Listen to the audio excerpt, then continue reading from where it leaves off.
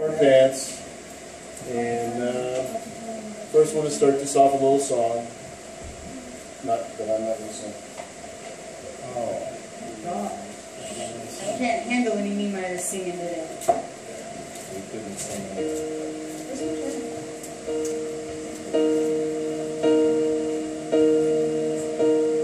When I am down and oh my soul so weary, when troubles come and my heart burdened be, then I am still. My dad was born February 11th, 1936 in Sandra, California. He wasn't supposed to survive because he was born with protruding intestine, and at that time that was a major deal, and was given a little hope.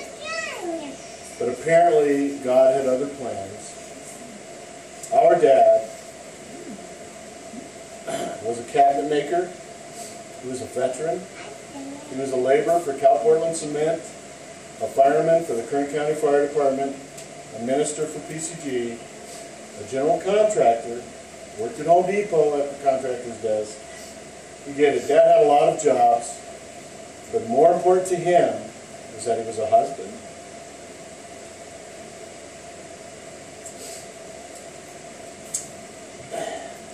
He was a father, a grandfather, and a Papa Greg.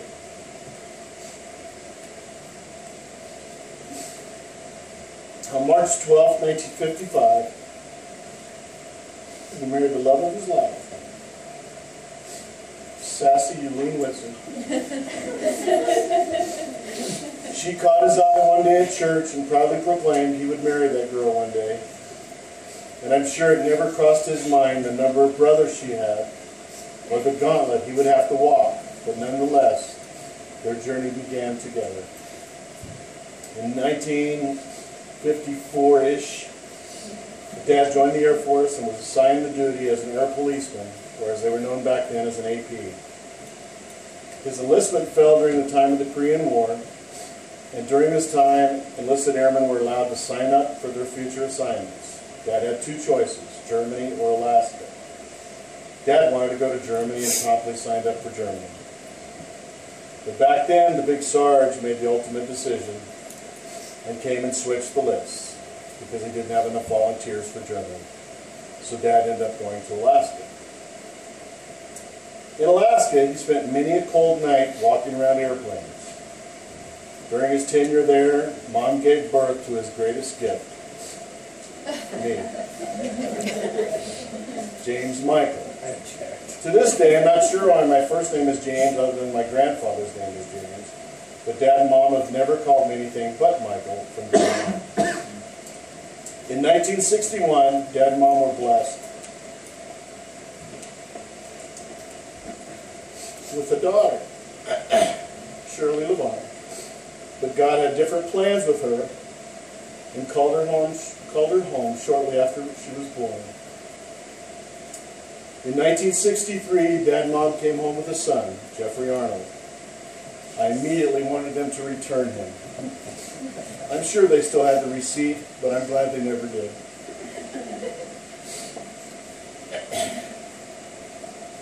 My brother is an amazing man. A constant supporter of my parents, myself, and our family. Together, my parents have 6 grandchildren and 9 great-grandchildren.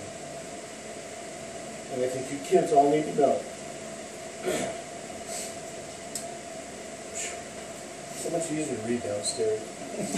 That Dad loved you more than anything.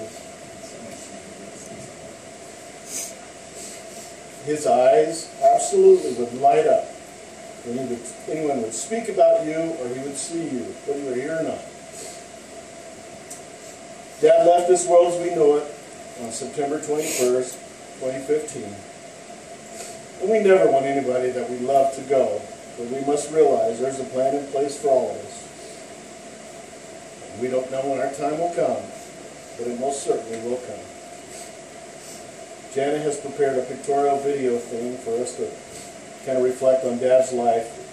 The greatest tribute we can make to our dad is to learn and try to live our life the best we can and make him proud every day.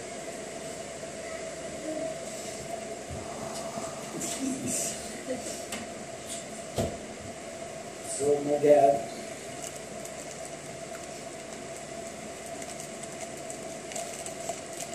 I was told if I want to stand up here and cry, I could shoot. So I'll try to do both. And you just try to interpret the sounds that come out of my mouth and make up your own sentences. You'll be funner that way, trust me. I have many, many memories of my father. I have more memories being around him more than my brother did, because my brother left and joined the Air Force, and that's what he wanted to do. That's fine. I got to reap the benefits of being an only child for a while, which was actually pretty cool.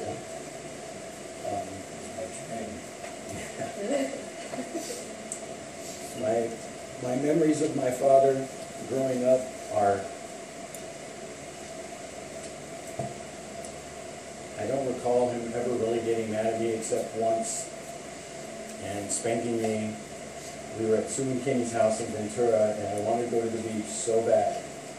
And I think I was probably 7, maybe 6. But I had a pair of swim trunks. They were blue with a white stripe. I put them on, and I put my jeans on over my swim trunks. I proceeded to tell everybody how I wanted to go to the beach, and Dad finally had enough and took me in the bedroom and paddled me good. And thanks to those swim trunks, I don't think I felt alone. And I remember, and it just sticks out. I just remember turning around and just looking at him and smiling. And he smiled back. Out the door with me.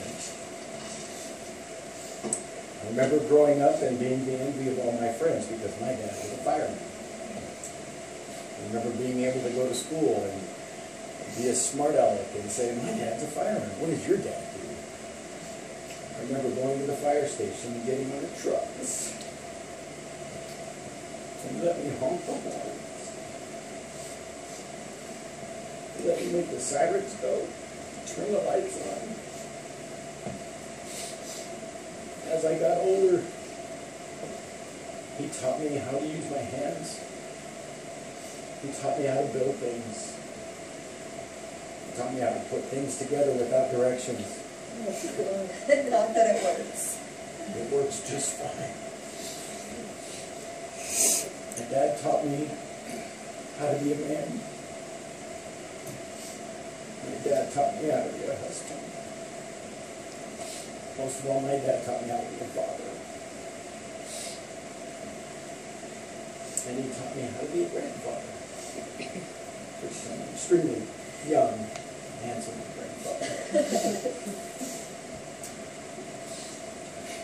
But my dad struggled at times, but he never showed it to me. My dad was always positive until he got older. He was always positive. There was always a way to get through whatever I was going through. And I would call him in the middle of the night sometimes.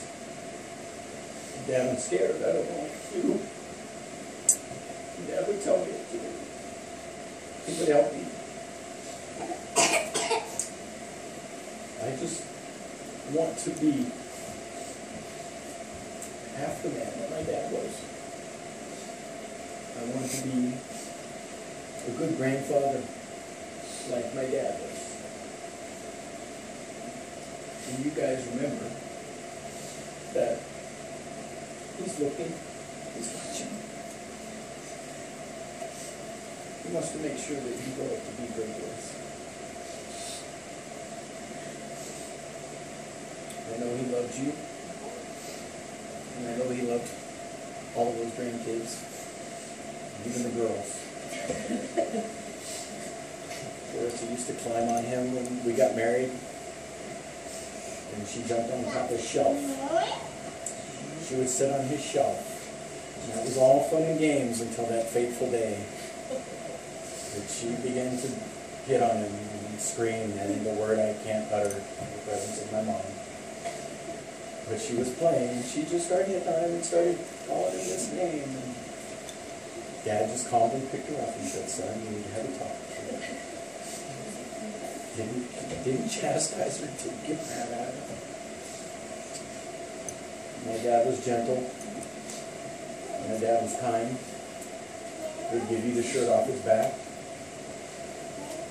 My dad helped me out at times when I needed help, and he couldn't afford to help me, but he helped me. You're part of that too. And I'm never, ever going to be alone, because I know my dad's always going to be with me.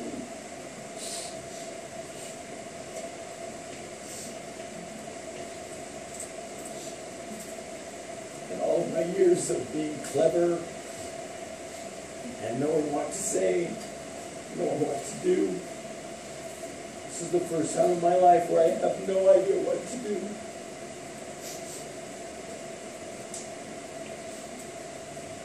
All I can do is try to remember what he told me.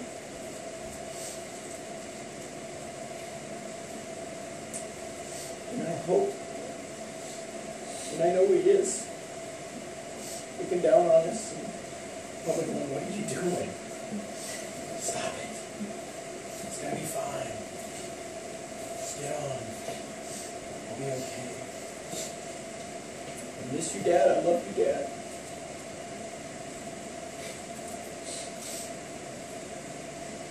It looked pretty good. Didn't think you ever looked that good, but you look pretty good. I guess I'm supposed to ask. Or do you want to do it? Oh, okay. You have something? For you? Keeps it. You keep it. You always have to make it.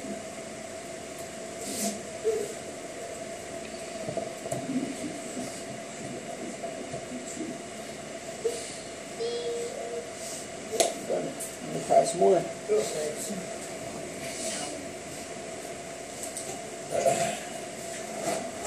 the first time, I'm at a loss. Follow my brother. But like Jeff said, I had, living in the house, I had 18 years. And then I skedaddled off to the military. Because unlike Jeff, I took those beatings, those whoopings that I deserved. I deserved them, but I paved the way for my brother so that he didn't get any. And most of my whoopings came as a result of his actions. I want that clear. Check again. But when thinking about what to say about my dad, and I have to write everything down because I am older than my brother, you know, I struggled what to say.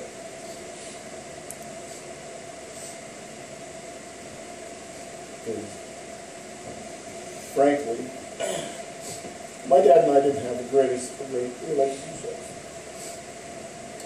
Or did we? And the more I thought about it, I had a solid relationship with my dad. It just wasn't on my terms. Maybe Sarah just liked him. You know, most of you can recollect things about Dad from holiday visits and special occasions. But the dad I want to talk about is my day-to-day dad. You know, and frankly, my dad represents what most kids in single-parent homes or whatever that they want, or whatever tragedy they have in life that they want, is they want that type of dad that I have. A father with unwavering standards. There was a line, he crossed it, he took what was coming to you. He had strong discipline, yet he was equally compassionate. And he had a very, very strong faith in the Lord. My dad was a dad's dad. He wouldn't hesitate to put me on my backside when I crossed the line. And he wouldn't hesitate to threaten to put others on their backside when they tried to put me on my backside. One year at church camp, which I was always an angel at church camp, I put my counselor, Chip and I, if you know my best friend Chip growing up, we put our counselor's bed on the roof of the cabin. And we shut the limited hot water they had over in those little showers off. And we did a number of things. And I made this man so angry, I think his name was Laird, made him so angry that he was going to whoop me right there at church camp. And when I got to my dad crawled off that tractor, whatever he was doing on a tractor, and he said, "Oh, no, he's not." And my dad was ready to throw it down at church camp. And talk to that man and convince him that he wasn't going to put his hands on me. During high school, I had the lead role in Oklahoma. I played Curly, who was a curly-haired, blonde-headed kid. A couple weeks before the production, I promptly shaved my head bald. And at that point, the drama and music teacher slapped my face. My dad didn't take too kindly to that, and had a little conversation with the man. And promptly bought me a wig. Remember that week? When I enlisted in the Air Force, which to me was probably the best decision I ever made in my life, my mother wasn't very happy. But my dad stood by me and said, "This is something you need to do, son, you do it." My father was a man of standards and principles, and at the end of the day, like it or not, he always had my back.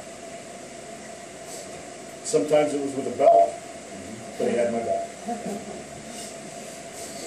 I know I've grown into the man I am because of his holding his own father's legacy. I thanked him a couple weeks ago during his last days. It only took me 59 years to do it, but I thanked him. My children have learned what hard work gives you, and dedication, perseverance, and learn how to teach and raise their kids. And now, kids, you have children of your own. And you need to continue to pay that legacy forward. I miss my father. And frankly, I'm not sure how I'm supposed to act around that.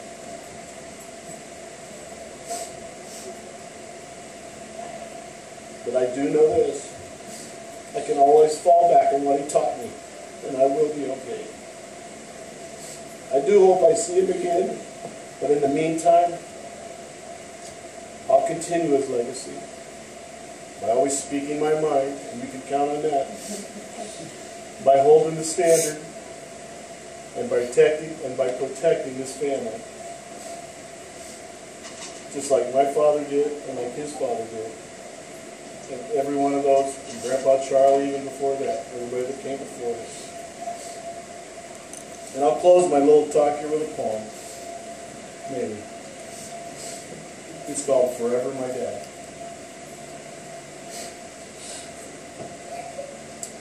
My father wasn't always the best dad, but he did the best he could. Heck, I wasn't always the best son, but my dad always understood. We didn't always see eye to eye, and I argued way too much. When I grew up and moved away, I didn't always keep in touch. But as we both grew older, we grew closer as father and son. I found out what being a dad was like and understood the things he had done. God called him home a few days ago. And the memories at times make me sad. But I know he'll always love me because he's forever my dad.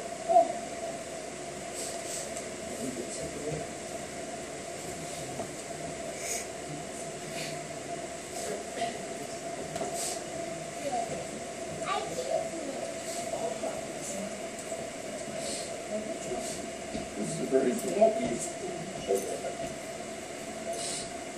Never forget him. Never forget what he taught you. Never forget what he told you on his deathbed. You take care of those girls. You two little sissy. You've got a son you've got to raise, and you're not moving to Tennessee. Oh, yeah. Nope. Yeah, you're not. Never forget. Never let them play for your pocket.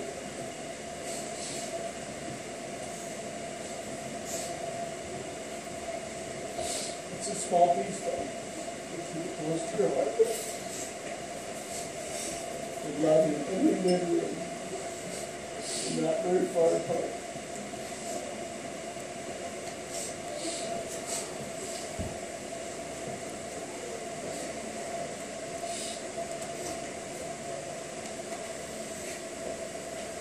You got some really good food. Prepare, and make sure you bless the hands that prepared it. Please. Kind of those two. I want to.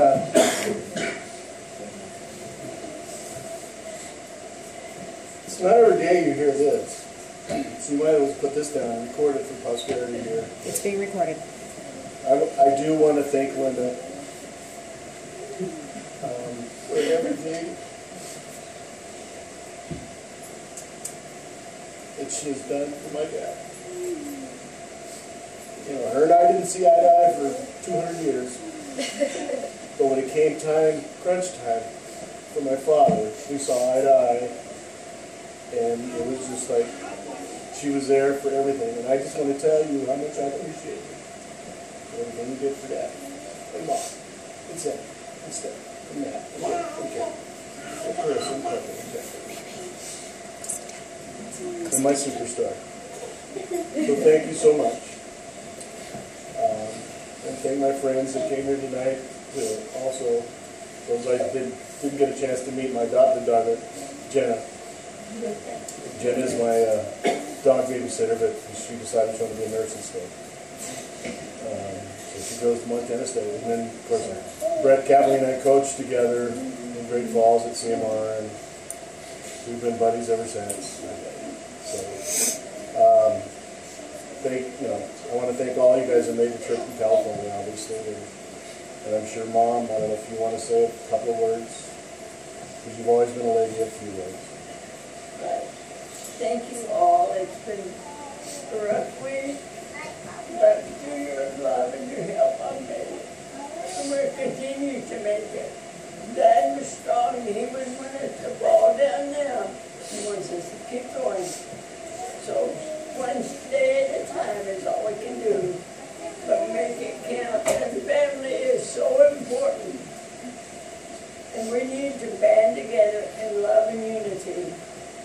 We're not fighting or nothing now, but you know, those things arise. I say it, he loved you. He loved you so much. And he loved me. It was really hard for me to say, I let you go.